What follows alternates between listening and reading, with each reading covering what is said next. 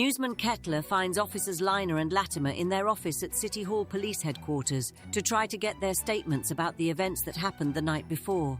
He offered to get them a cup of coffee.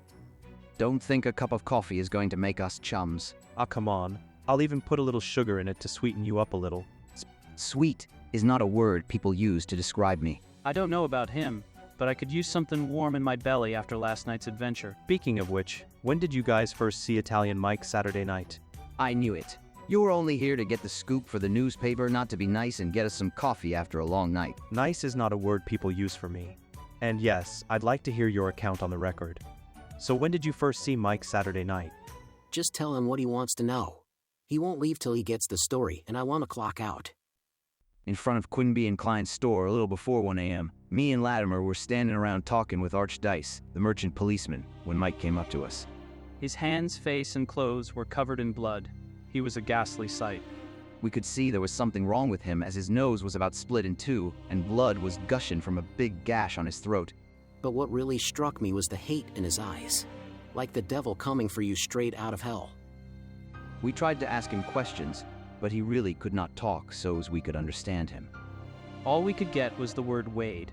We sent Dice to notify Marshal Elsperman, then asked Mike if he wanted to go see a doctor. Mike motioned for us to follow him, and he started walking really fast. So fast we had to trot now and then to keep up. His blood was flowing freely, but he took us almost all the way to Masoni's door before he staggered and collapsed. I caught him and held him up. The door was locked, so I ran around the back and got in by the other door. Then unlocked the kitchen door, and me and Latimer brought Mike in and laid him down on the floor. Anybody in the house when you got there?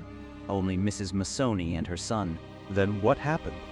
We sent the kid to get Doc Lurch, asked Mrs. Masoni, who had cut up Italian Mike so bad.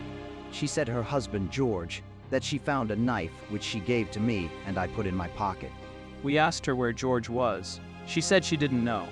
Boy came back and said Dr. Lurch couldn't come, so we left to go get help. Saw Dice again on our way uptown and told him to tell the marshal to get to the Masoni house down by the Catholic church. We went back uptown and got the doctor's Barrett to come with us to help Mike. After Mike died, we went to find and arrest George Masoni.